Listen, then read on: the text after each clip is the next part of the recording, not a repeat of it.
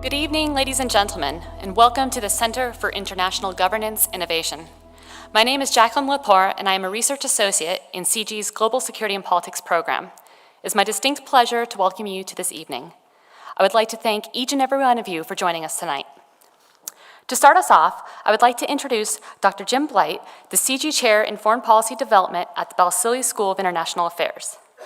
Dr. Blight is an award-winning author and scholar and an expert in oral history, and he will be kicking off our event tonight. Thank you so much for joining us.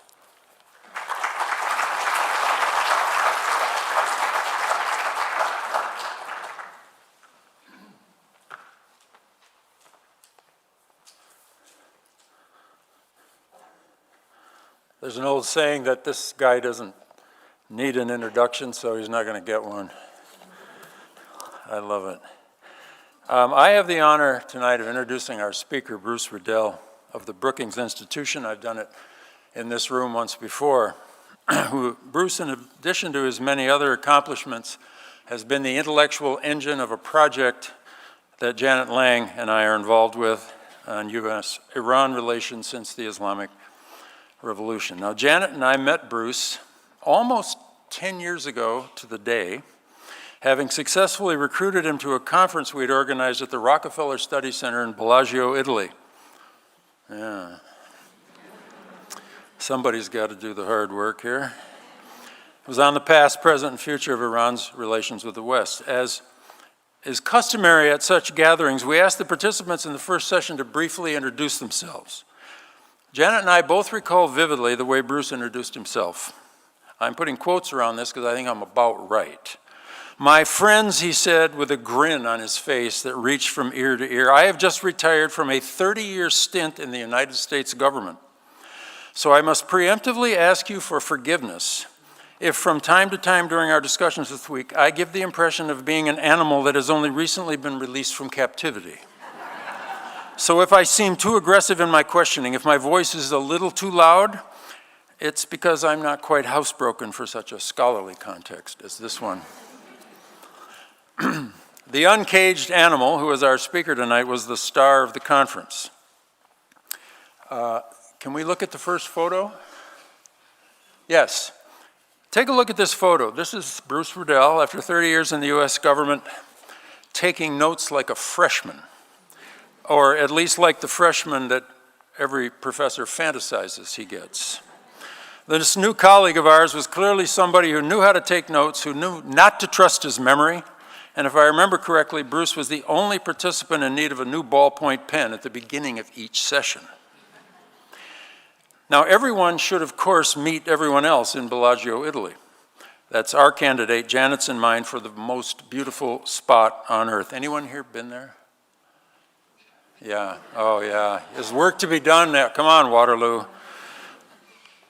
And the most beautiful space at Bellagio is La Punta, the point. On a promontory high above the intersection of Lago di Como and Lago di Lecco, where the Swiss Alps seem to be approaching you in the distance. During a break, Janet and I hiked up to La Punta, as we often did. It had been our favorite mini hike since we first visited the center in 1994.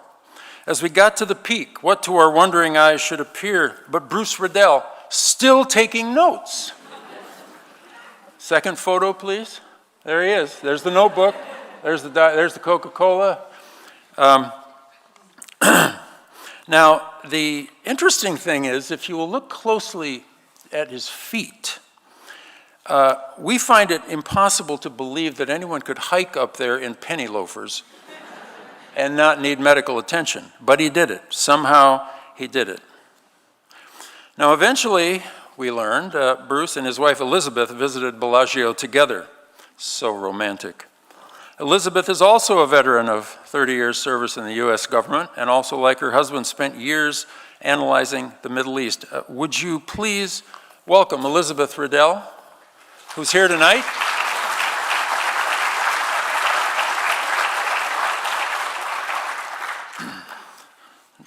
Bruce may indeed know more about the subject under discussion tonight than anyone else in the room, but we know who knows almost as much as Bruce does, and that's Elizabeth. Now, I want to note at the outset that there will be a lovely woman sitting over here in that chair to your left. Bruce will be in the one to your right. It'll be Janet Lang, and she'll have a big purple scarf on. She is my wife of 40 years and research and teaching partner here at BSIA. She will be directing the traffic during the Q&A following our speaker's talk. Now, at some point during the lecture, members of this CIGI event staff will be passing out pencils and paper. We don't always do it this way, but I think this makes sense tonight. We ask you to write out any question you have for our speaker and pass them to the event staff members who will be in each aisle at periods during the talk. They will bring them to Janet, who will consolidate them and pose them to our speaker. Others will be submitting questions electronically. Janet will also integrate their questions into the mix. As some of you know, she is very, very good at this. If she doesn't call your question, it's probably because it doesn't have an answer. Much of the Middle East is on fire. In Syria, in Iraq, in Libya, in Yemen, Turkey, and elsewhere. And for the first time in at least a generation or maybe more, the island of stability with a generally pro-Western foreign policy, Saudi Arabia, the leviathan of the world's known oil reserves, a contradictory monarchy that seems in different ways both disturbingly medieval and technologically modern, may be poised to go up in flames with the rest of the region. If Saudi Arabia blows up, if the royal house of Saud implodes or loses control of the situation, nobody knows what will happen next. But chances are what follows will be bad news for a region already awash in blood, paranoia, and ethnic and religious hatred. Civil wars are already raging in Syria, Iraq, Yemen, and Libya, spilling refugees, terrorists, armed militants, and powerful radical ideas over onto their neighbors. Already spillover from these civil wars has created nascent civil wars in Egypt and Turkey. It is eroding the stability of Lebanon, Jordan, Algeria, Tunisia, and even Kuwait. It has also created new opportunities for Iran to rearrange the region to suit its own interests. The Saudis are running scared, and they are doing today what they have always done in such circumstances. They are lashing out to try to beat back the threats that they see and regain control of their circumstances. Hence their stunning intervention in Yemen, their escalation in Syria, and a series of recent flare-ups with arch-enemy Iran. Bruce Riedel is here tonight to help us make some sense of this disturbing crescendo of events in an ever more volatile Middle East. After graduating from Brown University in 1975, where Janet and I taught for 20 years before coming here in 2010, Bruce Riedel went on to earn a graduate degree in diplomatic history from Harvard. And here we come to a point of overlap with President John F. Kennedy, our favorite subject, as some of you know, to adapt a comment made by John F. Kennedy upon receiving an honorary degree from Yale. Bruce has had the benefit of a Brown education and a Harvard degree. If you know anything about the arrogance of Harvard, you'll really appreciate that statement. He entered government service in 1978, an auspicious year to sign up for duty as a budding Middle East analyst at the CIA. His job? Simple, just figure out what the Iranian Revolution was all about, why the Iranians had taken Americans hostage at the US Embassy in Tehran. He was thereafter involved in every Middle East development of significance in US foreign policy until his retirement from the government in 2006. During that period, he advised Presidents George H.W. Bush, Bill Clinton, and George W. Bush from posts in the White House, the Defense Department, and the CIA before becoming a senior fellow at the Center for Middle East Policy at the Brookings Institution in Washington, D.C., where he is still located. Bruce Riedel became a senior advisor on the Middle East to then Senator Barack Obama, the Barack Obama with no gray hair yet. During the 2008 presidential campaign, after the election, he was asked by President Obama to chair the group charged with developing a new strategy for Afghanistan and Pakistan. They released that report on 27 March 2009. Obama released it, and Bruce was at the near end of the line of people who were getting credit for it, and he deserved it. He mentioned Bruce actually more along the lines of, and the guy who actually did this was Bruce Riedel. Since the report was released, Bruce has published prolifically. He has spoken with his trademark candor all over the world about the situation in the Middle East. Articles have created a flurry of commentary with really scary titles, such as Al-Qaeda Strikes Back and Armageddon in Islamabad. The substance of these articles is, by the way, at least as scary as the titles. He is the author of recent books on Pakistan and Al-Qaeda and U.S. policy toward Iran. Bruce's most recent book, out late last year, about which he will be speaking tomorrow afternoon to our undergraduate class on JFK, and on Friday at our other home, the UW History Department, is JFK's Forgotten Crisis, the CIA and the Tibet, the CIA, and the Sino-Indian War. Please welcome back to Waterloo, Ontario, and to CIGI and BSIA, Mr. Bruce Riedel.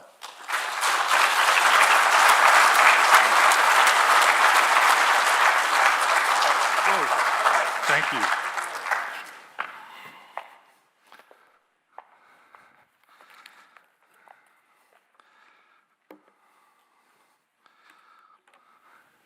I want to thank Jacqueline and especially Jim for that very, very warm introduction.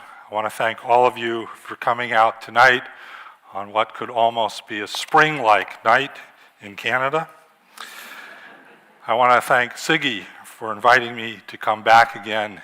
It's a real privilege for my wife and myself to be here today. I'm going to talk about the Kingdom of Saudi Arabia. The Kingdom of Saudi Arabia is today in the midst of a complex generational leadership change. The Kingdom of Saudi Arabia, for the last 30 years, has been ruled by two old men in their 80s and 90s. That era is coming to an end. Yes, the new king just turned 80, but he is already beginning to shift power to a younger generation. A kingdom which has been run by very elderly men is now realistically looking at being run by men in their mid-50s and possibly even by a man in his early 30s. A kingdom which for the last 3 decades, I have frequently said, behaved like a turtle, moving very slowly, always risk-averse, always cautious, always backing away whenever it saw danger, back into the shell of the turtle, is today very different. The year and 2 months since King Salman acceded to the throne after the death of his predecessor, King Abdullah, have seen a much more dynamic, a much more risk-prone, a much more aggressive, in many ways, Saudi Arabia. A Saudi Arabia that's willing to do things that we haven't seen the Saudis do in more than a half century. A kingdom which, for example, was prepared to snub the President of the United States. The king said he was coming to Camp David, and 24 hours before he was supposed to arrive, he announced, nope, I'm not coming. I'm snubbing the most powerful man in the world. This kingdom is more like a rabbit than a turtle, and it may be more dangerous as a rabbit than it ever was as a turtle. It comes at a time, as Jim has already laid out to you, when the region is in flames. The Middle East has always been a problem area. It's always had chaos. It's always had wars. But rarely has the fire been burning so brightly as it is in the Middle East today. The kingdom is at the center of all of these things. And the kingdom has become much more controversial in the last few years than ever before. Go to the library and you'll find several books which I would characterize as Saudi-bashing books. They're not serious books about Saudi Arabia. They're books about bashing the kingdom. But the kingdom doesn't take criticism very well. This is not an institution which is used to the give and play of a free press.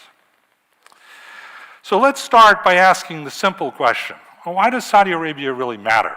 Why do we care about Saudi Arabia at all? Well, there's obviously one answer that we'll all have right away. Saudi Arabia is the world's gas station. We all know that. 1/4 of the proven oil reserves in the world are in Saudi Arabia, and probably more than that. That's probably a conservative estimate. Probably closer to 30% of the world's oil reserves are under the sands of Saudi Arabia. It's deeply ironic because in the age of imperialism, when Britain, France, Germany, Italy, Spain, and even the United States all acquired colonies around the world, the one place in the world nobody wanted was Saudi Arabia. And now we discovered 30% of the world's proven oil reserves are there. Not only that, they're cheap to get out of the ground. This isn't Alberta where you got to spend a fortune to get oil out of the ground. All you basically have to do is put a stick in the ground and the oil will come up. So of course, oil is critical to why Saudi Arabia matters to us. But there's a second very, very important reason. Saudi Arabia is the center of the world of Islam. It is the birthplace of Islam. 1.6 billion Muslims every day, 5 times a day if they are pious, turn their face in the direction of the holy city of Mecca and pray towards it. When a Muslim dies, he is supposed to have his head pointed in the direction of Mecca. Being in control of the 2 holy cities of Mecca and Medina is probably the most important political fact for Saudis. The king of Saudi Arabia's most prestigious title is not being the king of Saudi Arabia, it's being the custodian of the 2 holy mosques. Now, I have to admit, custodian doesn't translate as well in English as it does in Arabic. We think of a custodian as the guy who cleans the mosque. They mean they are the protectors, the defenders of the 2 holy mosques.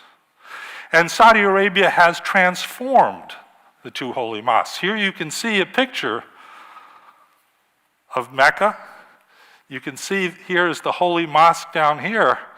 But what I think everyone immediately looks at is the world's largest clock tower. A clock tower which at its top has the symbol of the Kingdom of Saudi Arabia. Whoops. IT is not my specialty. Literally, the House of Saud has transformed the city of Mecca. Here's another picture of it. And yet, Saudi Islam is unique and different from Islam in the rest of the world of Islam. Saudi Islam and the House of Saud and the Kingdom of Saudi Arabia actually date back to a very, very important bargain reached in 1744. 30 years before the American Revolution and more than 100 years before Confederation in Canada, Saudi Arabia began. The bargain in 1744 was between 2 very important individuals, Muhammad al-Saud, the founder of the Saud dynasty, and Muhammad Abd al-Wahhab, the founder of what people outside Saudi Arabia call Wahhabism. Wahhabism is actually an oxymoron. That's not what any Wahhabi calls it, and I'll explain why in a minute. But that combination of al-Saud and al-Wahhab is at the core of how the kingdom works. The al-Sauds are the political leaders of Saudi Arabia, and the descendants of Mr. Wahhab, who come from what is called the al-Sheikh family, are the theological leaders of the kingdom. And they have maintained this alliance ever since 1744. And Mr. Wahhab's ideas are very, very important to understand contemporary Islam. Mr. Wahhab was a Puritan. He was an ideologue. Some call him a fanatic. I think it's safer to say that he was a person burning with an idea. And the idea was very simple, the oneness of God, or as they say in Arabic, Tawheed, that there is only one God, the maker of life and death on the planet, the sole decision maker of right and wrong, and you should worship that one God and no one else. So you can see when you call it Wahhabism, you kind of miss the whole point, because it's not about Wahhab for Wahhabis. Nonetheless, many Saudis will acknowledge that there is such a thing as Wahhabism. This unique alliance brought together a political dynasty, the House of Saud, and a religious dynasty, the Al-Sheikh family. And their puritanical version of Islam is, to put it mildly, extremely intolerant. Because if you believe you alone understand Tawheed, everyone else is a deviant, even other Muslims. This kind of puritanical and often very intolerant form of Islam is really only found in Saudi Arabia and its small neighbor Qatar. But you combine all that oil money with this, and you have created a revolution in the Islamic world. It is a mistake to say that Wahhabism and the Saudi faith created Al-Qaeda or created the Islamic State, or to say that there is no difference between the Saudi faith and Al-Qaeda. There are big differences. And Saudi Arabia and Al-Qaeda and Saudi Arabia and the Islamic State are at war with each other. That's true. But it is also true to say that the bedrock of the ideologies of Al-Qaeda and the Islamic State can be found in the kind of intolerant version of Islam that began in 1744 and has continued since then. This combination of hard power, oil, and incredible soft power, Islam, and a particular kind of Islam, is what has made Saudi Arabia so important over the years. One of the first people to recognize this, I said I'm not an IT person, was the President of the United States back in World War II, Franklin Delano Roosevelt. As Franklin Delano Roosevelt began thinking about the post-war era, even in the darkest days of World War II, he recognized how important Saudi Arabia was going to be. And in 1943, Franklin Delano Roosevelt invited two Saudi princes, two future kings, Faisal and Khalid, to come to the White House and forge an alliance with the United States. And on Valentine's Day, 1945, Franklin Delano Roosevelt traveled from the Yalta summit with Joe Stalin and Winston Churchill, in which they decided the fate of the world after the end of World War II, to see one man, Ibn Saud, the founder of the modern kingdom of Saudi Arabia, the man who created Saudi Arabia as we know it in the 20th century. Because FDR was convinced that Saudi Arabia was going to be one of the most important countries in the post-war world. FDR was close to death. February 1945, he would die in April of 1945, but he felt it was so important he should go to Saudi Arabia. He and the king met on an American cruiser in the Great Bitter Lake in the Suez Canal and forged a partnership. A very simple partnership. The United States would pledge to defend Saudi Arabia from any foreign aggressor and provide security for the kingdom. And in return, the kingdom would provide oil to the world market at reasonable prices. Their conversation was actually dominated by a long argument over another issue, the future of Palestine and whether there should be a Jewish state in Palestine. FDR was convinced that if he could persuade Ibn Saud to support the creation of a Zionist Jewish state, that the rest of the Arab world would go along. Ibn Saud refused to accept that. He had a very simple solution to the problem of the Holocaust and the survivors of Nazi Germany, and that was that a Jewish state should be carved out of Bavaria, not out of the Arab world. This fundamental disagreement on Israel has been an irritant in the US-Saudi relationship ever since then. But the two basically reached an alliance. Since 1953, Saudi Arabia has been ruled by the sons of Ibn Saud. Among Saudiologists, there is a huge argument over how many sons Ibn Saud had. I'm not going to bore you with the intricacies of it, let's say the commonly accepted number is 44 acknowledged sons. Everybody admits there are a lot of other sons, but they are not acknowledged sons because they didn't come from wives. They may have come from concubines, they may have come from slave girls, or he may not have liked that kid and decided he wasn't going to acknowledge him. But of the 44 or so acknowledged sons, power since Ibn Saud's death has moved from son to son to son. Now, in most monarchies, of course, power moves from the father to the son, to the son's son, to the grandson. In Saudi Arabia, it hasn't moved that way. It's moved horizontally. And if you had 44 sons, some of whom were born in the late 1940s, Ibn Saud was a very prolific man, you had a built-in system of succession that everyone would understand. Your time will come, all of the sons knew.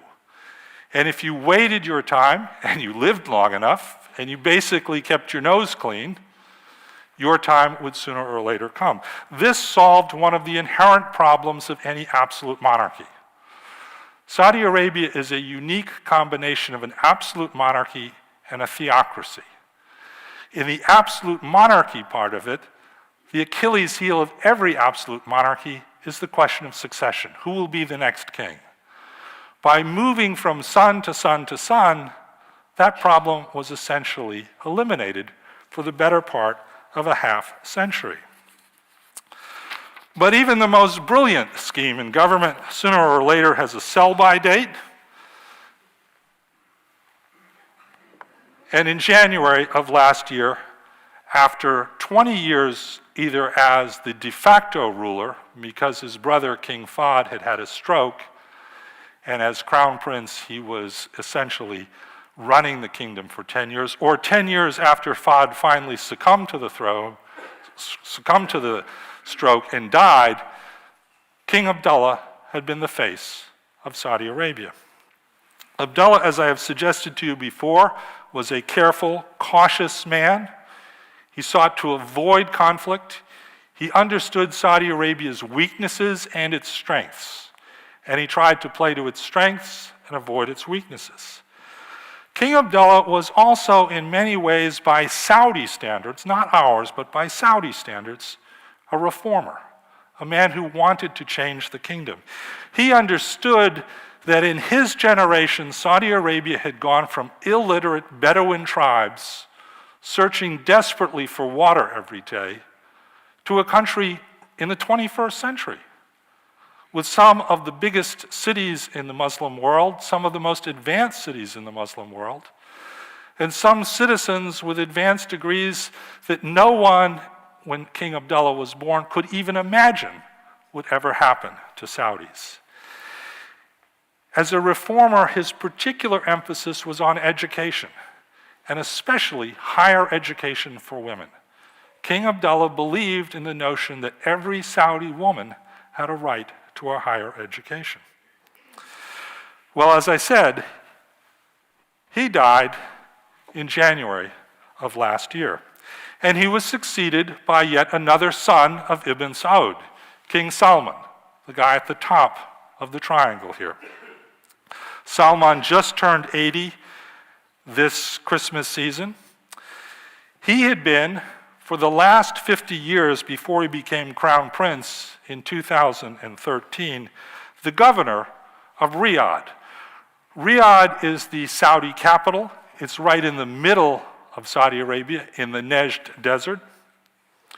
When Salman became governor back in the 1960s, Riyadh was a town of about 200,000 people. Today, it is a mega city of over 7 million people. And Salman presaged over this remarkable growth in the city of Riyadh. And he did it in a way that modernized the city, brought it up to international standards in airports, highways, hospitals, educational institutions, but always kept the Al-Sheikh family and the Wahhabi part of the kingdom happy. He understood the balance between modernization and maintaining Saudi Arabia's unique form of Islam.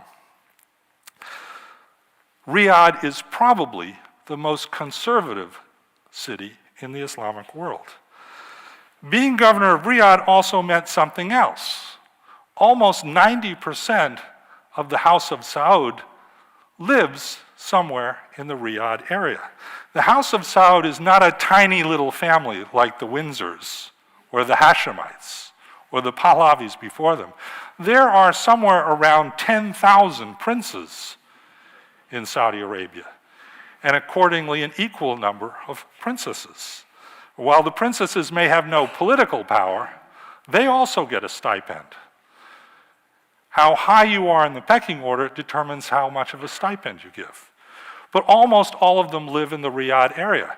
And as governor of Riyadh, Salman knew them all, and he knew them when they were young princes and young princesses, and he knew everything that was in their closet. In other words, he was the enforcer in the House of Saud. And if you'd had some transgression when you were 12 years old, Prince Salman, now King Salman, knew what it was. And he literally had a prison in Riyadh for those prince and princesses who might have fallen from grace and needed to be re-educated. In addition to this, he was also the financier of Saudi Arabia's own jihads. We all know that in the 1980s, anyone who's seen Charlie Wilson's War will remember, the CIA and the Saudi intelligence service jointly funded the Afghan Mujahideen against the Soviet Union. That was official money. Prince Salman was given responsibility for raising private money from the believers in the kingdom. And in fact, for the first 5 years of the war, Prince Salman raised more money privately than the CIA and the Saudi intelligence service donated together from their coffers. He went on to do the same thing for Bosnian Muslims, and he's always done it for the Palestinian movement. The king, therefore, today is a true believer, not just in the faith, but in the notion that Saudi Arabia has a unique responsibility to support holy warriors. This was the pecking order when King Abdullah died. King Salman on the top, the new crown prince, Mukrin. Mukrin was kind of the black sheep of those 44 sons of Ibn Saud. He was the product of a marriage between Ibn Saud and a Yemeni slave girl, which wasn't very royal enough for many Saudis, but nonetheless, he was an acknowledged son of Ibn Saud. And if Mukrin had succeeded Salman, then the whole horizontal leadership would have gone on for another 10 years, maybe 20 years. Mukrin's still alive, is only in his 60s.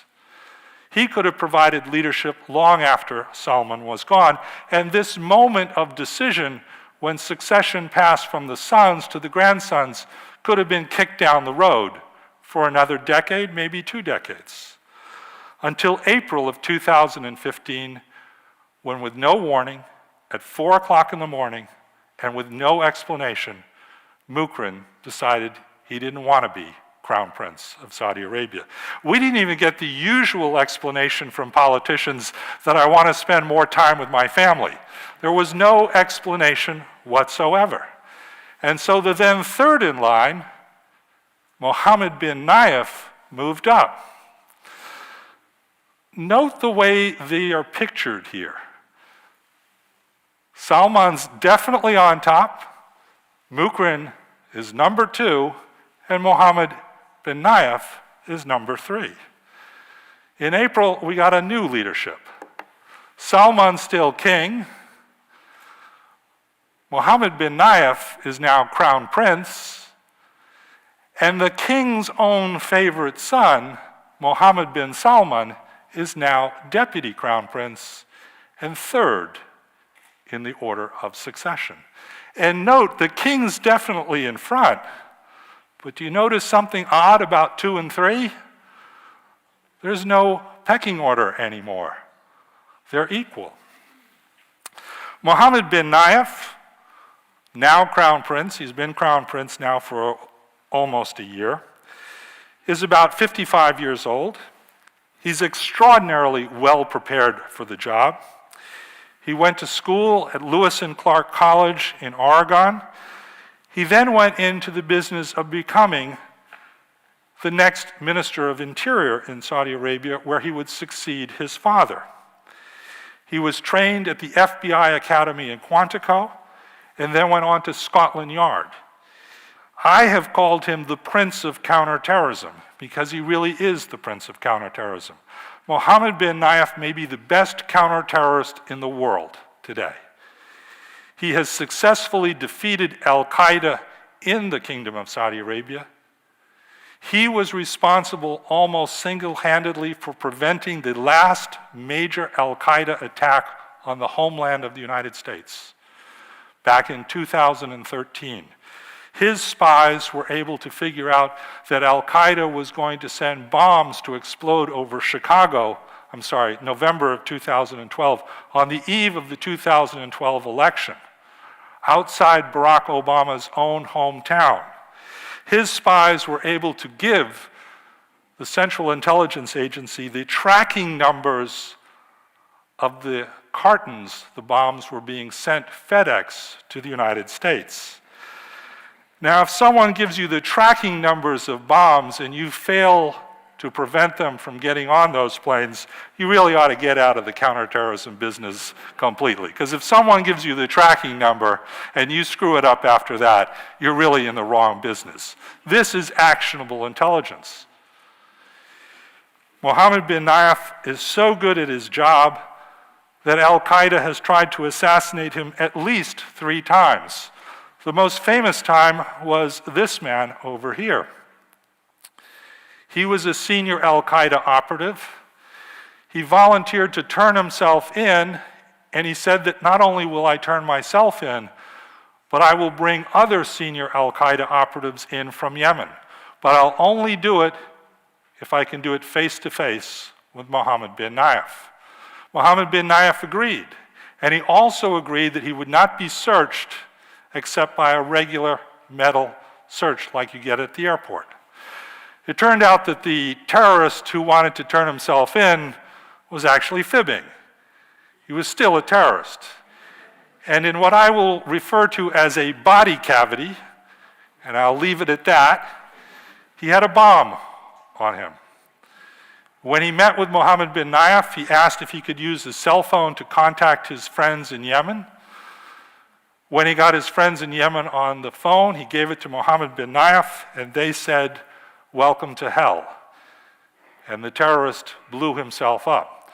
Fortunately, because his body cavity was low to the ground, most of the force of the blast went straight up, meaning there's not much left of him, but nothing really happened to Mohammed bin Nayef.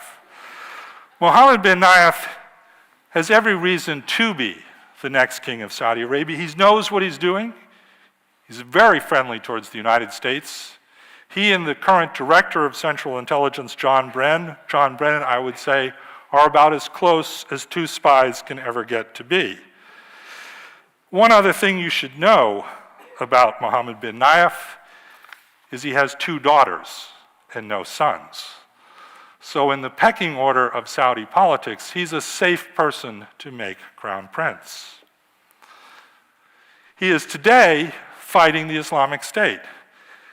This is the Islamic State's own little in-house magazine called Dabiq, and you can see they make no secret what they ultimately want to do. They want to run Mecca.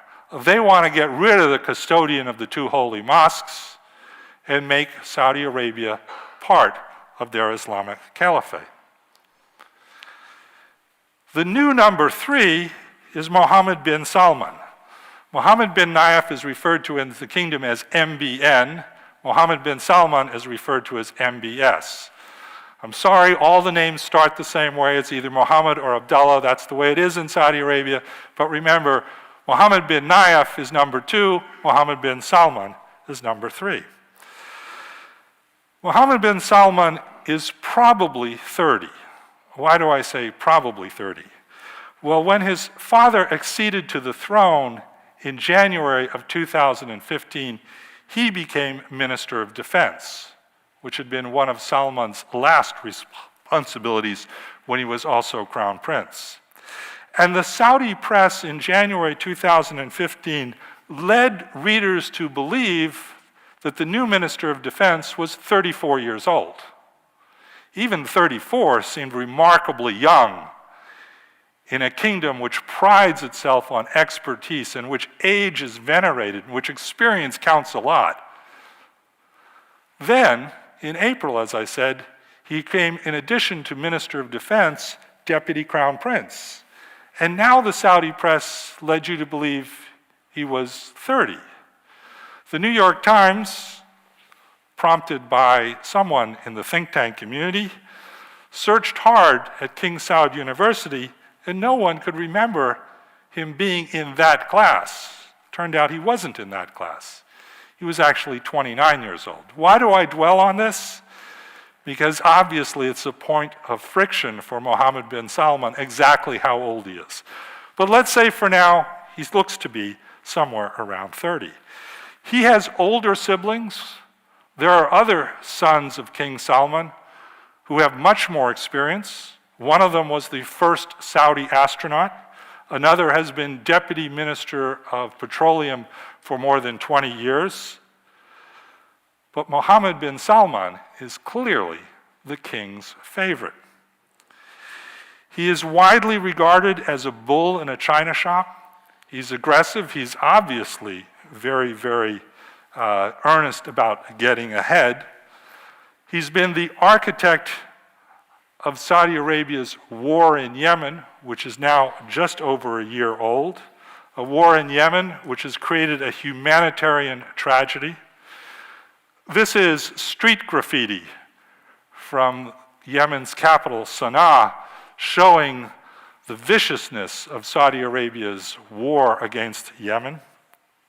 Yemen has about 25 million people. The United Nations estimates that about 20 million of them, after a year of war, are at severe risk of malnutrition, thirst, and a lack of medical attention. I want you to notice, though, that while Saudi Arabia's logo does appear in one place over here, the Yemenis fighting Saudi Arabia think that someone else is equally responsible, and even Israel. And anyone who supports Saudi Arabia in the war in Yemen is branded by the Yemeni rebels who are fighting them as stooges of Saudi Arabia. This war was originally called Operation Decisive Storm. Many of you will remember Operation Desert Storm. This is a play on that. Only it wasn't decisive. The war's been going on for a year, and it's a bloody stalemate. Mohammed bin Salman, in the early days of the war, was the subject of many accolades in Saudi Arabia. He was the brilliant new general. There were even hip-hop radio songs about how great a job he was doing. But when the war began to turn sour, so did his political fortune. Mohammed bin Salman is still third in line, and he is still his father's favorite. But there are more and more questions about Mohammed bin Salman's suitability to be the next crown prince, or maybe even the next king of Saudi Arabia. And yet, he's also a reformist. Mohammed bin Salman has been the Saudi talking about doing things that no Saudi has ever talked about before. Putting women into the workforce, for example. Privatizing Saudi Arabia's own oil company, Aramco, opening it up to outside investment. Mohammed bin Salman is therefore a big unknown about the future of the kingdom. The relationship between the king, the crown prince, and the deputy crown prince is, of course, the subject of endless speculation in Saudi Arabia, and endless attempts by the Saudi press, controlled by the government, to staunch all speculation about what's going on. I think it's safe to say there's something very significant going on in the House of Saud, but it's very hard for anyone on the outside to know exactly what all that means. And this turmoil at the heart of the royal family comes at a time when Saudi Arabia faces some of the most severe challenges it has ever faced before. First of all, of course, is low oil prices. Oil prices, I don't need to tell you, have crashed in the last year and a half. Now, Saudi Arabia was in good shape to deal with the crash. When oil prices were high, King Abdullah squirreled away over $700 billion in reserves for a rainy day. But in 2015, King Salman spent $130 billion of that $700 billion. Part of it was an expensive war in Yemen. Part of it was when he came in January of 2015, he gave every Saudi government employee and every Saudi government retired employee, and that's 70% of the male workforce, a 2-month bonus, $30 billion in bonuses. Now, the US presidential candidate who promises every government annuity in the United States a 2-month bonus gets my vote. I don't care if he is Donald Trump, and I'm sure most Canadians would feel the same way about someone who promised you that. And then when he dumped Mukran, he gave them another month's bonus. But you don't have to have a PhD in economics to recognize that if in 1 year you spend $130 billion of your $700 billion, you've got a problem. How long can the welfare state of Saudi Arabia survive? Is it sustainable anymore? At oil prices where they are today, the Saudi welfare state is not sustainable. It can burn down its reserves, but sooner or later a moment of truth will come. Not only that, but Saudi Arabia provides enormous amounts of money to its various allies in the Muslim world. Egypt, Pakistan, Jordan, Bahrain, Djibouti, Sudan, all get healthy payoffs from the kingdom. How longer can they continue to sustain that? That's challenge number one. Challenge number two is, of course, the post-Arab Spring. Saudi Arabia escaped the Arab Spring. There was no revolution in Saudi Arabia. Could it have? King Abdullah thought it could. As soon as the Arab Spring broke out in 2011, King Abdullah returned from a vacation in Morocco and immediately ordered the government to spend $120 billion basically buying off the Saudi people. If you wanted a new Datsun, if you wanted a new Mercedes, if you wanted to send your kids to school, if your village needed a new hospital, there was money galore. But of course, you can only do that for so long. Since the Arab Spring, Saudi Arabia has become the head of the counter-revolution in the Arab world. Its own troops occupied the island of Bahrain in March 2011 to prevent a revolution there. And Saudi Arabia played a key role in the coup in Egypt in 2014 that brought back a new military dictator. Saudi Arabia financed that coup, and the new military dictator, General al-Sisi, was formerly the Egyptian military attaché in Saudi Arabia, someone Saudi intelligence knew very well. But the post-Arab Spring chaos continues. There's turmoil everywhere. Yemen, Iraq, it's all around the Kingdom of Saudi Arabia. And a third challenge, of course, flows from Saudi Arabia's rivalry with Iran. Let me take you back to Mr. Wahab for a moment. Mr. Wahab believes in the oneness of God, that you should only worship God. You shouldn't even worship Muhammad the Prophet, and certainly not worship Mr. Wahab. Well, what do Shias believe? Shias believe that not only is the Prophet Muhammad worthy of veneration, but his nephew Ali is worthy of veneration. In other words, for Shias, there's a hierarchy of veneration. They are the party of Ali. That's what Shia means, the party of Ali. You can see that by birth, Saudi Arabia's birth kind of Islam is going to be at war with Shiism. Add to that Arab-Persian rivalry, add to that rivalry for control of the Persian Gulf, add to that rivalry for control of the entire Middle East, and Saudi Arabia have been in an intensifying war of words and now hot wars. Throughout the Middle East, you can find Saudi Arabia on one side of a civil war and Iran on the other. Even in Yemen, the Saudis argue that the Iranians are supporting the rebels. Conflict between Shia Islam and Sunni Islam goes back to the 7th century. But in my experience, it has never been as bitter and fierce as it is today. Saudi Arabia thus confines itself in a situation which could be the perfect storm. Combination of economic problems, a region in tatters, socio-political change at home, and quarrels over succession, the Achilles heel of every absolute monarchy. For the first time, I think, really in our lifetimes, certainly since the 1950s, there is a serious possibility of revolutionary and radical change in Saudi Arabia. But I caution you, don't count out the House of Saud. They've been around since 1744, after all. And when the oil wealth began to surge into the Middle East in the early 1970s, there were 3 states in the Persian Gulf with dramatically different political systems. Imperial Iran, with its modernizing Shah, who wanted to make Iran into Sweden in 10 years.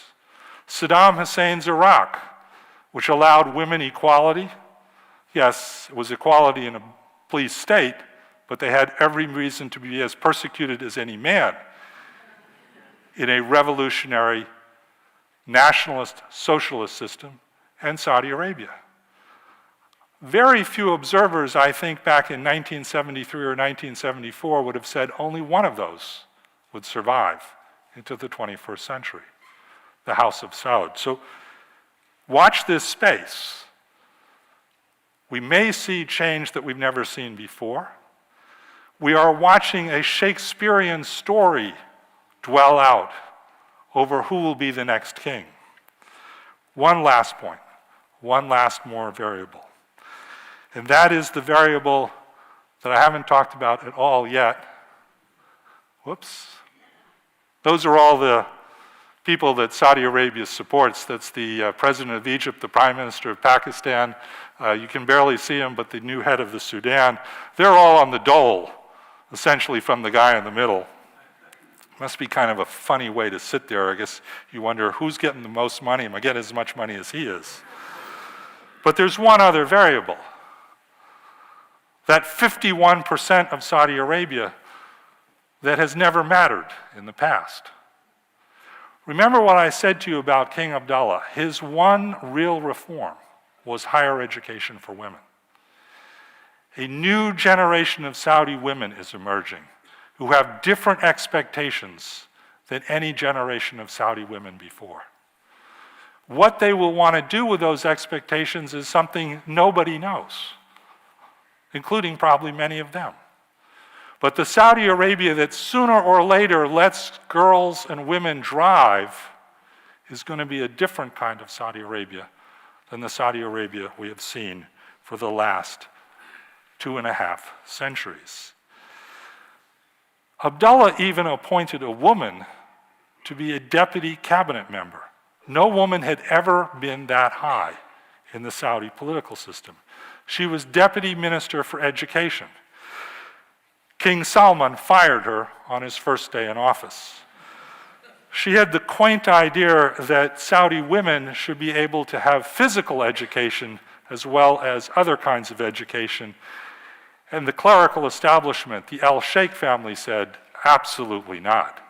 Girls are not entitled to play soccer or to swim.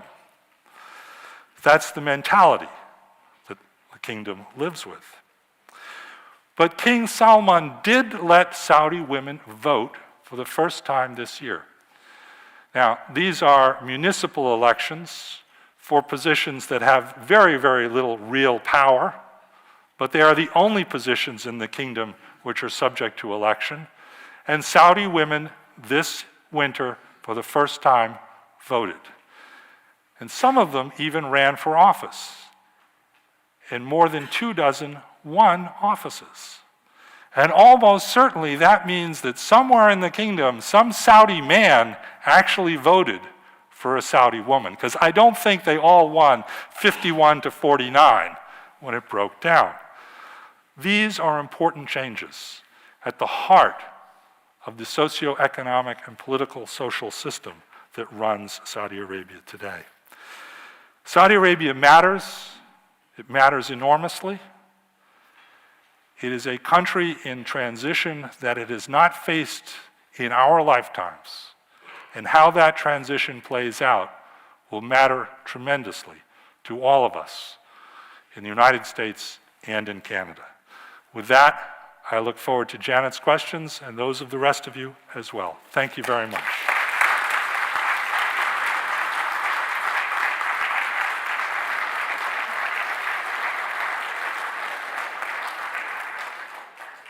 Fabulous job. Fabulous. 45 minutes. Perfect. Oh, so we're on. Okay, have to watch what you say now, Bruce. Okay.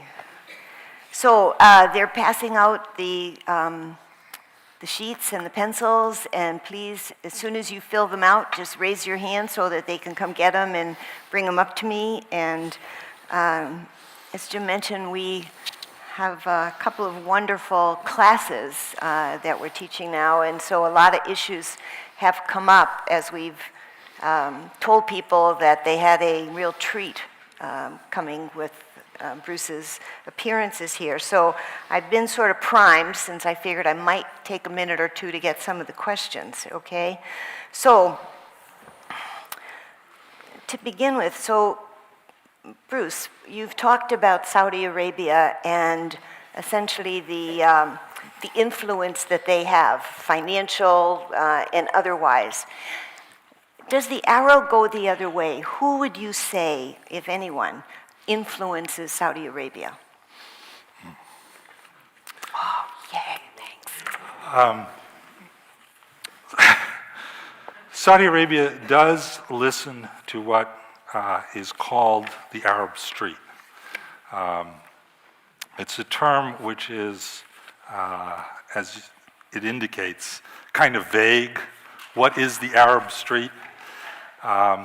It means opinion of the Arab peoples, but of course, every Arab country is to one extent a police state, so opinion doesn't really form in the way it does, say, in the United States or in Canada. But there is an opinion in the Arab world. And there are opinion writers who express that. And the Saudis are very careful to listen to what is the mood in the Arab street. That doesn't mean that they are bound by it, but it means that they're not likely to cross it. So if there is intense fighting, say, going on in Beirut between Israel and the Palestinians, and a wave of sympathy for the Palestinians, you're going to see Saudi Arabia stand up behind them. If the Arab world believes that the American invasion of Iraq is based on a lie, which it was, and likely to be a disaster, which it was, Saudi Arabia is probably going to go along with the Arab street, not necessarily just because they agree with it, but because they think about it. Saudi Arabia also listens to what the United States has to say, not always agreeing, often mumbling beneath its voice. Sometimes mumbling gets very loud, and everyone can hear what it is. That was the case with the president's new interview. But they do listen to what the United States, and they do listen to what I would say the West thinks about them. Doesn't necessarily mean they'll do it, but they think about them. Interesting. So just a quick follow-up on the last part about the West. You've talked about sort of some of, well, I guess if I get the initials right, MBN is relatively positive toward the West, and he's certainly collaborates very well with the intelligence services. MBS, little less so toward the West, or is it Too soon to tell. too soon to tell? Right. So is there a kind of, is it unusual for MBN, counterterrorist, to be seen as pro-West? I mean, is that, yeah. Mohammed bin Nayef is without question the most pro-American prince we've seen in Saudi Arabia, certainly since the death of King Fahd. Oh, wonderful. He's very comfortable interacting with Americans in particular, but Westerners in general. He doesn't have many of the hang-ups about the U.S. that other members of the royal family do. You know, like in a lot of places, the United States Saudis have a love-hate relationship with the United States. They love American television. They hate American politics. I'm sure that's not unique. I was going to say, let's wait and see. God knows. Mohammed bin Nayef is probably more on the love side. Mohammed bin Salman, it is just too early to tell. Now, an interesting irony is Mohammed bin Nayef's father, Prince Nayef, who was Minister of Interior for 30 years and was briefly crown prince before he died, before he ever acceded to the throne, was intensely anti-American. So in this regard, the apple has fallen really far from where the tree was. Yeah, interesting. Could you do me a favor, because you're right now a little more mobile, while I'm asking you the next question? These are fabulous questions, and we're going to really do our very best to get, I'm going to combine some so that we can get to all of them. Could you get the timer up there? Sure. That's okay. It'll give you time to, oh, mamma mia. Okay, give you time to think. Okay, so here's the deal. There's a bunch of questions that have to do with various aspects of asking you to comment on Saudi policy toward the Syrian refugees. And anything from basically, you know, have they accepted any? If not, why? Are they financing the flow of refugees? I mean, if you basically can talk a little about that. They have accepted some, not very many. I think there are several reasons for that. First reason is not very many Syrian refugees want to go to Saudi Arabia. I don't need to say a lot more than that. You know, Syria is, I don't want to portray the Assad government as anything other than the brutal killers they are, but the Assad government did allow women equality, gender equality existed in Syria under the Assads. You could also get a drink in Syria pretty easily. There was no laws against alcohol. If you're a Syrian refugee, and you start looking around, where do you want to go? I think Saudi Arabia doesn't automatically rank as your top choice. Jordan, Turkey, among Arab and Muslim countries are obviously more likely to be places where Syrians, especially Syrian women, are going to feel comfortable. And of course, Germany is the real pole of attraction. The Saudis have provided a lot of money for Syrian refugees, particularly in Jordan, but also in Turkey. Are they really pulling their weight on this issue? No, probably not. Okay. So we have a bunch of questions that have to do with different aspects of Saudi military. And they range from sort of questions about your assessment of Saudi's defensive capabilities to a question of how, you've touched on part of it, how anxious they are to project that military power. There's also a question related to, could you sort of give the audience a sense of Saudi's relative military power compared to others in the region? And finally, the biggie. Saudi Arabia want to get a nuclear weapon. Okay. Okay. There's a lot of questions there. Well, But this is how good he is. Jim was wrong, by the way. There's no question that Bruce can't answer, so not to worry. And there's another question which, if I forget, we should bring up, which is the whole question of arms sales to Saudi Arabia. Saudi Arabia spends more per capita on its military than almost any country in the world. If it's not number one, it's number 2 or 3. Saudi Arabia is, the NATO norm that the United States encourages NATO countries to spend is about 2% of GDP. Saudi Arabia spends well over 10% of GDP on weapons. As a consequence, it has quite a large military. Its Air Force is equipped with state-of-the-art British and American F-15s, Tornados, Typhoons. Its Air Force has, in the last year, engaged in a serious air campaign in Yemen with a lot of collateral damage, but nonetheless a very serious air campaign. It's also engaged to a lesser extent in the air campaign against the Islamic State. Most Saudi Arabia's Air Force is heading south towards Yemen rather than north towards Syria and Iraq, and that's a point of some friction with the Obama administration. It is far from a perfect air campaign, but it has demonstrated a certain degree of competence. The Saudi army, on the other hand, has about 200,000 men under arms. The Saudis seem to be remarkably unwilling to send it into combat. They defend Saudi space against the Yemeni rebels, but Saudi Arabia has sent maybe a total of 2,000 troops into Yemen itself. Now, it's kind of odd when you think about it. You have this enormous military equipped with all this equipment, and you don't have any confidence that it could be deployed in a war which you say is critical to your survival. And I think the answer to this paradox is that the Saudi royal family and the Saudi Minister of Defense, even if he is only 30 years old, knows that this is a very expensive toy that isn't likely to perform very well when it goes into combat.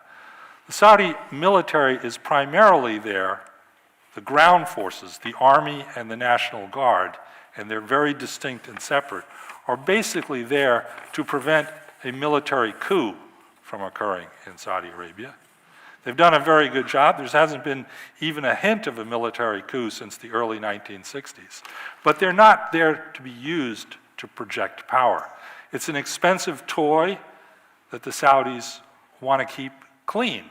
Just like any kid who has a really neat model airplane, you never actually use it because it gets dirty. And in many ways, that's how the Saudis regard their army. Air Force is a different matter, but the army and the National Guard is not supposed to get dirty by being used in combat. Do they want a nuclear weapon? I think that any country in a situation like Saudi Arabia, surrounded by turmoil, surrounded by enemies, surrounded in a region by a lot of other countries that either have nuclear weapons or have sought nuclear weapons, would want nuclear weapons. Think for a minute if you were the national security advisor of Saudi Arabia. Immediately to the north is Iraq. Now, Iraq's weapons of mass destruction were destroyed long before George W. Bush's war, but they did try to acquire nuclear weapons back in the 1980s. That's a fact. Will they try to acquire them again sometime in the future? Probably. Iran, we've just signed an important deal, a deal which I think probably prevents Iran from getting a nuclear weapon for more than a decade. But what happens after that? Pakistan, another country in Saudi Arabia's immediate environments, has the fastest growing nuclear arsenal in the world. And then there's Israel, which has nuclear weapons, even if the Israelis won't admit it. And the kingdom and Israel, while they may have overlapping interests in a few cases, are still fundamentally enemies. And then, of course, there's Russia not far away, there's India, and of course, there's the United States of America. They're surrounded by people with nuclear weapons. If I can persuade you for a minute to pretend you are the national security advisor of Saudi Arabia, wouldn't you think we should have nuclear weapons too? Problem is, Saudi Arabia doesn't have any of the infrastructure. It has none of the scientists, none of the physics capability to produce nuclear weapons. But it does have a relationship with Pakistan, the fastest growing nuclear power in the world. And since the mid-1980s, if not earlier, there have been persistent rumors that there's some kind of a secret deal between Saudi Arabia and Pakistan, which goes like this. If Saudi Arabia ever really needs the bomb, good friend Pakistan will deliver the bomb in its moment of crisis. I've talked to Saudis about this, including some very senior Saudi officials, and they grudgingly say, yes, you're right. But think about it for a minute. How reliable is Pakistan going to turn out to be at that moment of truth? Would you really want to depend your survival on the goodwill of whatever Pakistani general is in office at that moment? Think about it again, though. You have $700 billion in the bank. Okay, you have Maybe $570 billion now. You can give that general everything he ever wanted in life at the moment of truth. You can give a bribe that would be the bribe of bribes of bribes. So maybe it isn't such a bad deal after all. Bottom line, I'm sure they would like it. They can't build it themselves. Their option is Pakistan. Watch this space. Just a quick follow-up. So would you assume, though, that should they decide that they were interested in keeping a little kitty there available for purchase, how good, though, would the intelligence services of the West be in detecting such a breach? Well, let me give you an example. In the mid-1980s, during the Iran-Iraq War, Iraq and Iran, as you remember, as you know well, engaged in the war of cities, firing missiles at each other. In the mid-1980s, Israel bombed the Iraqi nuclear facility, and it carried out a bunch of other long-range military operations to Tunis, to Baghdad, and to other places. The Saudis decided that they needed to get a missile system.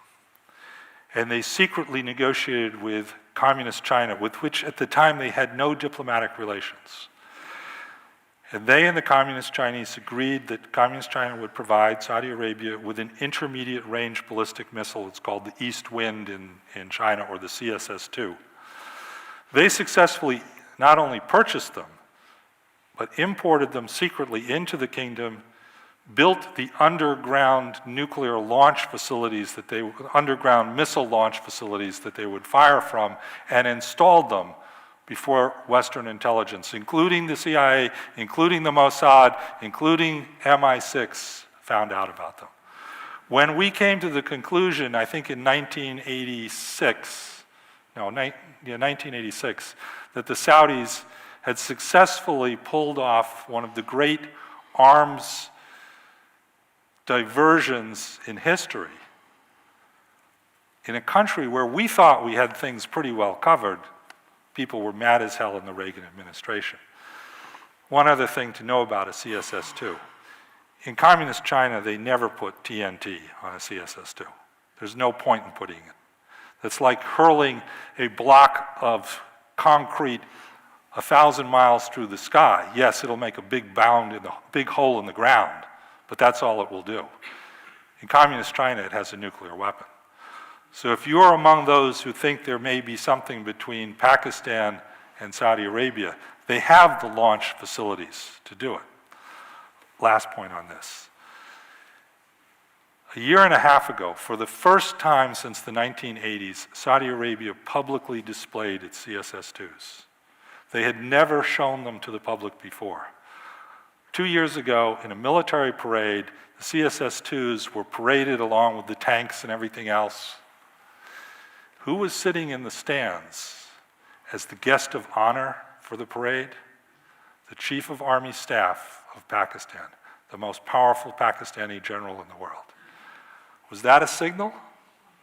Well, I can tell you, my phone was ringing off the hook with Saudis saying, "Did you see who was there? Do you get it? Do you understand?" I'm slow, but I figured that one out. Yeah. Actually, this is an interesting segue into a couple of other questions. So if I imagine that scene, that is seen all over the place, right? Everybody knows that, and probably Israel sees that just as well as you did, and their phones are ringing off the hook as well. So, a couple of people have wanted to ask about the potential relations between Saudi Arabia and Israel, appreciating obvious difficulties between them, but appreciating maybe that they both hate Iran as much, but now again, if you put into play this issue of potential nuclear and Israel's demand, really, for nuclear monopoly. Right. How does that complicate any potential, however under the table it might be, of Saudi and Israeli discussions? First thing I would say is that fundamentally, Saudi Arabia and Israel have an enormous difference. The Saudis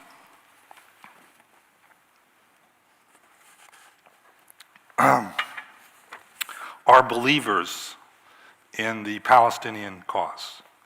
I mentioned FDR and Ibn Saud, and an argument, should it be in Palestine or Bavaria? That argument has gone on ever since then.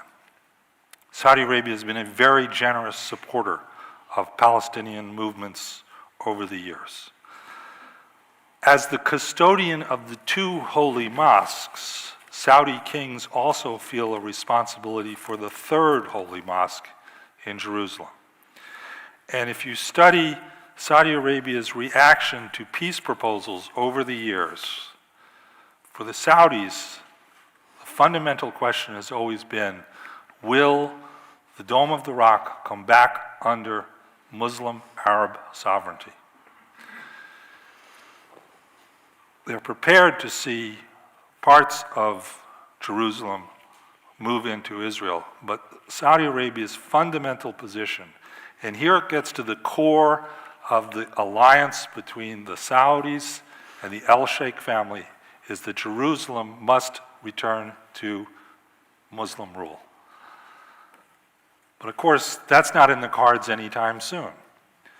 So there is a fundamental difference on a core issue, but there are overlapping areas of cooperation or of continuity of interest. And this has been true going back to the 1950s and 60s. In the early 1960s, for example, there was another war in Yemen. This war was sponsored by revolutionary Egypt against the old monarchy that the Saudis supported. Give you the short version. The Egyptians overthrew the monarchy and the Saudis pursued a covert war to back the royalists. Well, who else in the 1960s wanted to stick it to Nasser's Egypt? Israel. Israel and Saudi Arabia both supplied the royalists. And they both knew that the other side was supplying the royalists, and they never did anything to block the royalists from getting support from both of them. So they had effectively a convergence of interests and a secret operation. Today, they have a convergence of interests over Iran and especially its nuclear program. But there was a difference of view between Saudi Arabia and Israel over how to block the P5+2 agreement. The Saudis wanted to do it quietly, behind the scenes. They thought Netanyahu was too public, too brash, too ambitious and aggressive. And in the end, the Saudis turned out to be right. He was too ambitious.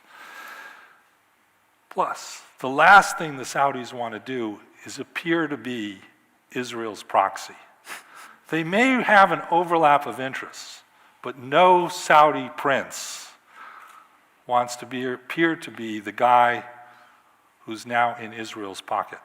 So convergence of interest, but I still think a very fundamental difference over core issues, and I think in the long term, those differences will remain very acute between Saudi Arabia and Israel. Okay. So just a very quick follow-up to that. On the Saudi-Israeli convergence with regard to Iran, could you share with us sort of the Saudi policy narrative that they were saying about why would it be better for them to not have that agreement on Iran? What were they gained by that? The Saudis were less interested in the nuclear physics part of the deal than in the sanctions part of the deal. Yeah. From the Saudi perspective, the sanctions regime was the best thing that could possibly happen. The whole world agreed that Iran was the bad boy, who was the pariah, and would be under sanctions. And essentially what the Saudis wanted to have is, let's keep that forever. Never let them go. Keep them under sanctions forever. Don't let them export oil. Make it hard for them to sell oil. Not only does that weaken our enemy Iran, but, you know, by the way, helps us a lot on the on the oil market as well. For them, for the Saudis, it was all about the sanctions, keeping the sanctions in place. And for them, that's what's wrong with the deal. But of course, realistically, you were never going to get the deal without the lifting of the sanctions. Saudi Arabia is smart enough to recognize that. So what do you end up getting? You get a lot of this grumbling under their breath. Oh, this is a really bad deal. This is a really bad deal. But the truth of it is, they're smart enough to know the deal is now a done deal, and they're going to have to live with it. What they worry about is, what does Iran do with all that money that it now is able to get because sanctions are no longer in place? How much of that money goes to the rebels in Yemen? How much of it goes to the Iranian Revolutionary Guard Force? How much of it goes to Iran's conventional military capabilities? How much does it go to Shia extremists within the kingdom? About 10% of Saudis are Shias. They've been repressed since 1744. They will continue to be repressed. They are an easy recruiting ground for the Iranians. The Saudis know that. Nobody knows that better than Mohammed bin Nayef. But they have to live with the consequences of the deal. And you don't see as much grumbling in Saudi Arabia today about the consequences of the deal as you do in Israel. The Saudis have moved on. They've come to grips with it's a fait accompli. You touched on Yemen, and a number of questions also have to do with Yemen. So you mentioned in your talk that Saudi Arabia had gone from turtle mode to really quite unexpected and maybe even unprecedented aggressive activities. So the question, couple of aspects of that is, one, clearly one example is their activities in Yemen. Right. So we have a question about how much was sort of the conditions in Yemen really an impetus versus some aspects of who's going to succeed and that kind of dynamics on the one hand. On the other hand, as you said, Yemen has not exactly been a success. It's a quagmire. Is there a talk in Saudi policy land of what used to be said in the U.S. on Vietnam, can they, declare victory and go home? Right. Is that sort of, something that's discussed? I like to say that Yemen for Saudi Arabia is a lot like Cuba for the United States of America. Yeah. It's very close. It's a country, though, which Americans have had a hard time thinking straight about for a long, long time. Saudis have the same problem with Yemen.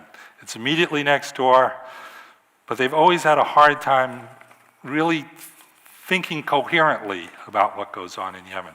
It kind of pushes their buttons all the time.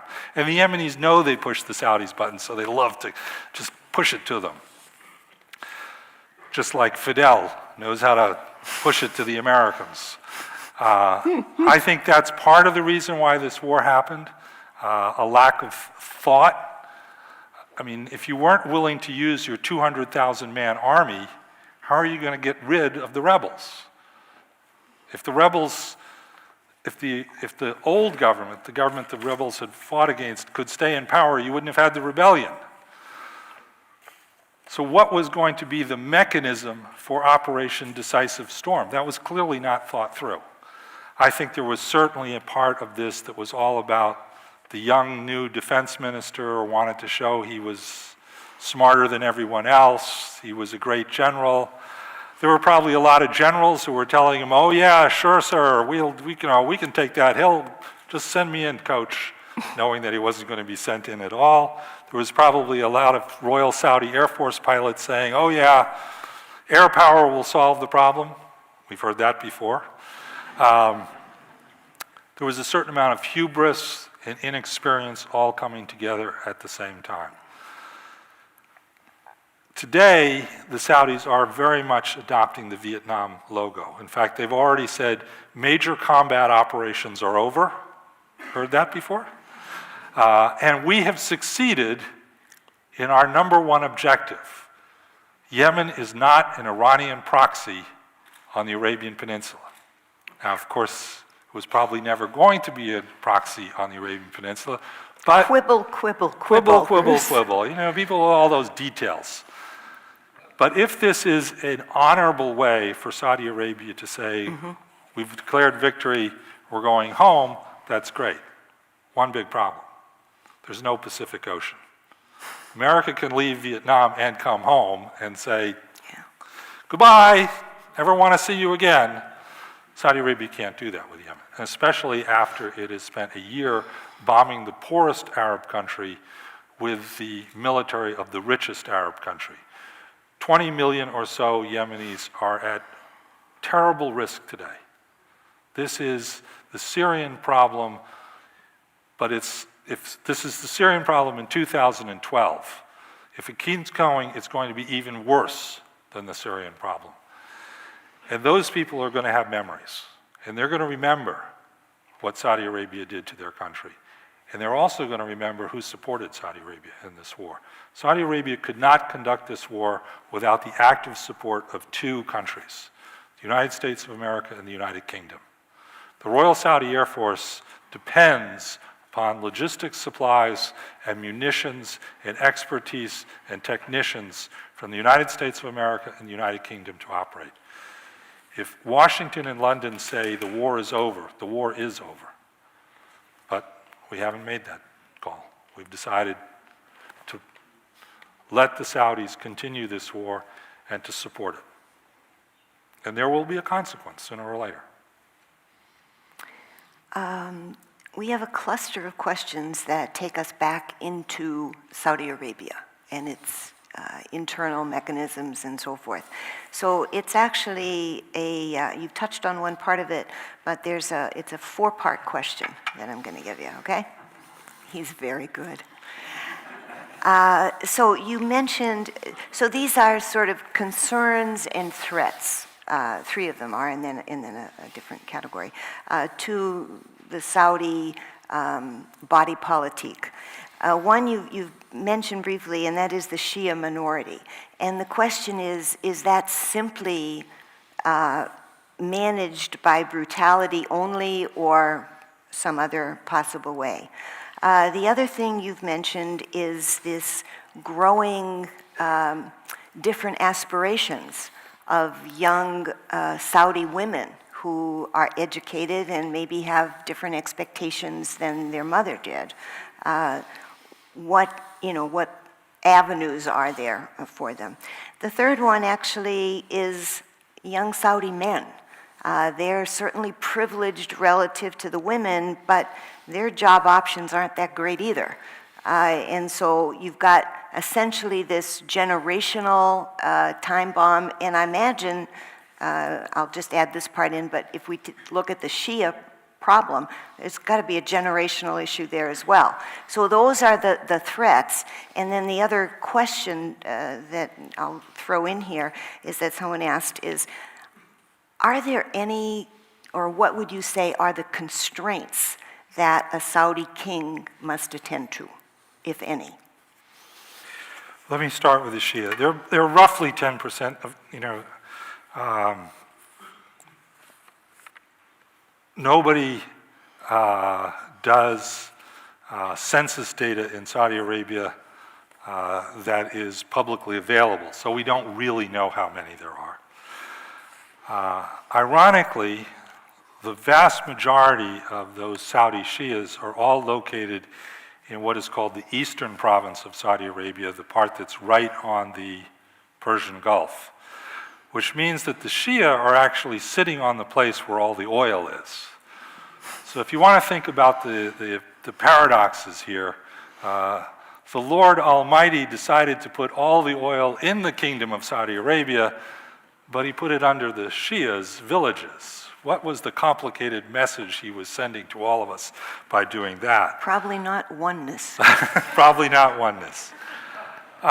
It is primarily repression that holds them in place. King Abdullah, again, a reformist by Saudi standards, did try to improve the standard of living in the eastern province, did try to encourage Shia participation in the workforce and in lower levels of the government. Most of that fell apart when the Arab Spring happened. King Abdullah also advanced as king what he called a dialogue of religions. He brought together Saudi clerics and other Sunni clerics from Egypt, Morocco, Jordan, with Christian, Jews, Hindus, Buddhists, Shintos. He never invited any Shias to these dialogues. But there were Sunnis who were kind of semi-Shias who were invited. But he never held one of these dialogues in Saudi Arabia. These dialogues of religions were held in places like Madrid, Barcelona, Vienna, and that gets to your last question, constraints. The king of Saudi Arabia knew it was a good idea to have inter-religious dialogue. He just never felt that he could actually do that in the kingdom of Saudi Arabia. So the biggest constraint, I would say, is this fundamental alliance between the Wahhabi clerical establishment and the royal family. In that sense, Saudi Arabia is an absolute monarchy and a theocracy. And that's unique in the world. An absolute monarchy that has to be careful that it doesn't get in the way of the theocracy that is its equal partner in running the country. Attitudes of young Saudi men and women is really hard to know, Janet. There's no polling data. It's all anecdotal data. Saudi men don't have a bright future on the job market, but on the other hand, it is a common complaint among Saudis that young Saudi men are lazy and don't want a job. They want to live in a welfare state, and they want it all given to them. Saudi women, on the other hand, you never hear that said about Saudi women, but we really don't know what they think. We don't know whether there's anger brewing among Saudi women. I think it's very, very, very important for us not to transport our Western mindset about expectations and about gender onto people who have a very, very different world that they've come from. I think Saudi women are the big unknown factor when you think out a quarter of a century on the kingdom. But I don't know what that means. I don't know what they're going. I don't know what they want. And I suspect many of them don't know what they want yet. Last thing I would say on this, Mohammed bin Salman sent a team to Washington a month or so ago to talk to think tanks about Saudi Arabia's image in the United States. And of course they came to the Brookings Institution, and I talked to them, and I said, you know, you have an image problem. And there's one thing you can do about it tonight that would change not all of your problems, but would do more than anything else. And it's so simple.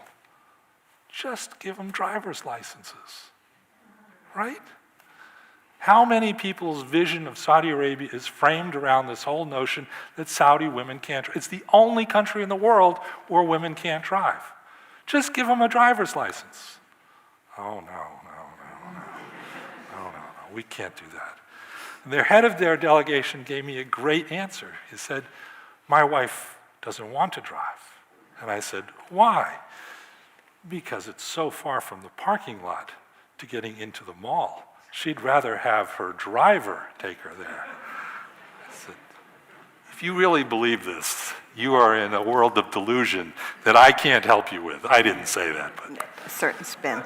Okay, we're winding down, so I'm going to ask just some relatively quick questions, just so we can try to get a little coverage. This one I just have to, because it's not signed, but I think it's probably from one of our students, because we've talked about this. So for the Saudis, obviously they've had this long, very complicated and unpleasant relations and non-relations with Iran.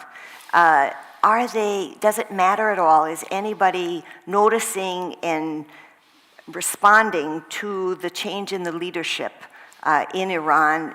Quite a big difference from Ahmadinejad to Rouhani, quite a big difference in terms of Iran and the West and so forth. Does Saudi care about that at all? Yes, they care about it tremendously because they think that this new Iranian leadership is going to be the new girl on the block, and that America and the West are going to be infatuated by these people and going to forget their old friends. And they have this terrible fear that someday Washington, Ottawa, and London are all going to wake up and say, we'd much rather have a strong relationship with Iran than with Saudi Arabia. I think this is a very unrealistic fear, but conspiracy theories are hard to dispute, and paranoia runs deep everywhere. So they think this is all part of a very, very clever Persian Shia plot to steal the Americans away from their real friend and into a relationship with Iran. And they think, frankly, Americans are naive about Iran and will fall for this plot. I know that all of this sounds a little wacky, and it is a little wacky, but that's how they see it. Okay, I'm going to have just two more questions here, and this one I was going to have last, but I'll have it second last because it's such an obvious follow-up here. So they have this worry about, will the U.S. love me tomorrow, as it were. And in April, the leadership of the U.S. and Saudi Arabia will be meeting. Right. Will Iran be a big topic? Or what do you think the big ticket items are that they'll be talking about?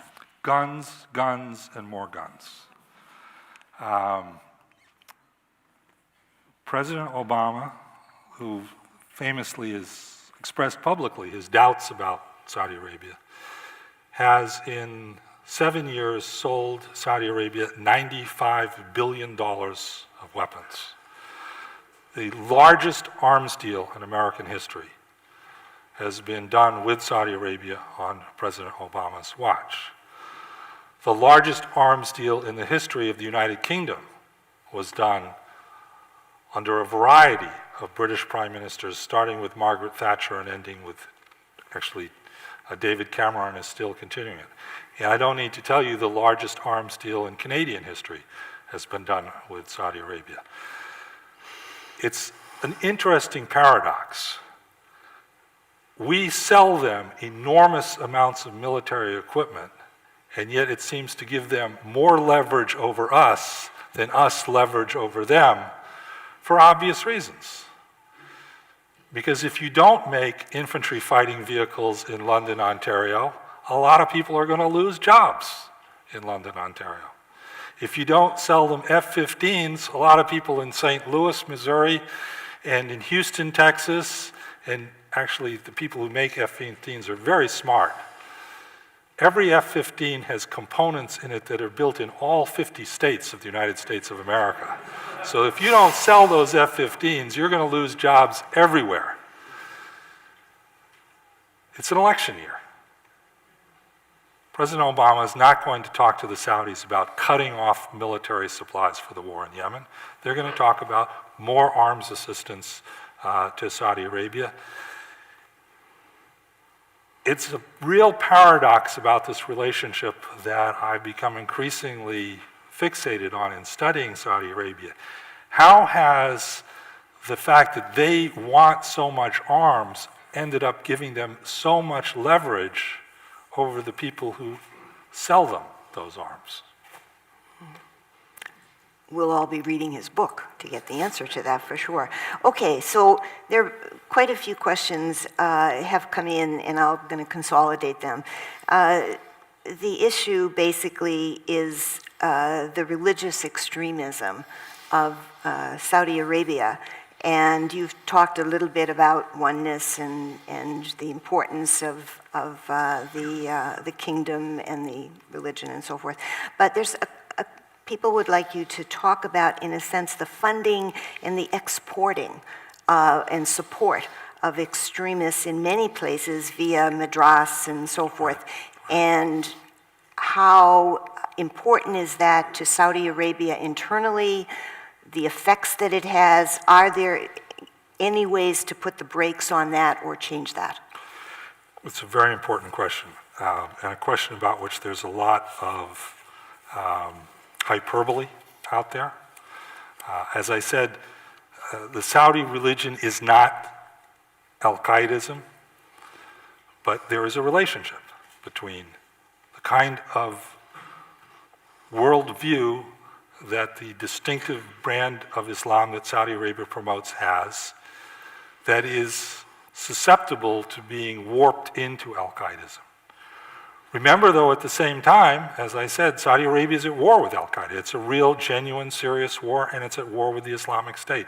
And Mohammed bin Nayef is one of the best warriors in that battle. So it's a complicated question. The Saudis were basically in denial about this problem until 2003, when Al-Qaeda started blowing things up in the kingdom. Up until then, the Saudi view was, this is an American problem, it's a Canadian problem, it's a European, but it's not our problem. It would never happen here. When it started to happen there, things began to change. It is more difficult now for a rich Saudi to send money to a clearly terrorist organization like Al-Qaeda. One of the things Mohammed bin Nayef has done is made it harder for pious Muslim Saudis to end up supporting extremist causes like Al-Qaeda. But you're going to run into question marks. What about the Syrian opposition, much of which is Sunni Muslim, some of which is at war with Al-Qaeda and war with the Islamic State, and getting money, not only from pious Saudi Muslims, but getting money from the Saudi government? How do you control that in the end? How do you control what Saudi Arabia regards as legitimate Muslim causes? What about Hamas? Is Hamas a legitimate Muslim cause in the eyes of Saudis? If you ask Saudis in the street, absolutely. Absolutely, it's a legitimate cause. So there is a lot of space in which Saudi money is still flowing into the hands of very dangerous people. The Obama administration, and to give the Bush administration credit, they also have been in an intense dialogue with the Saudis about this for a long time. It's a work in progress, and I don't see a black and white moment coming when we transition from black to white. I think this is going to be a gray area. It's going to be a source of friction for a long time to come.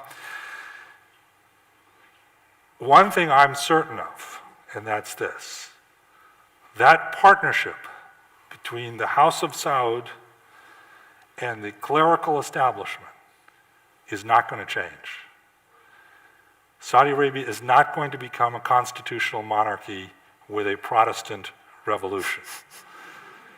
Prince Nayef, MBN's father, famously said shortly before he died and never got to become king, that I have no intention of becoming the Queen Elizabeth of Saudi Arabia. The House of Saud is determined to hang on to power no matter what it takes, and it will maintain its alliance with the House of Al-Sheikh for the foreseeable future and beyond in order to do that. Okay, well, I think there's one other thing that is an absolute given, and that is that, of course, we are going to get Bruce back here without question, right? Thank you, John. My deal. Fabulous. Jackie?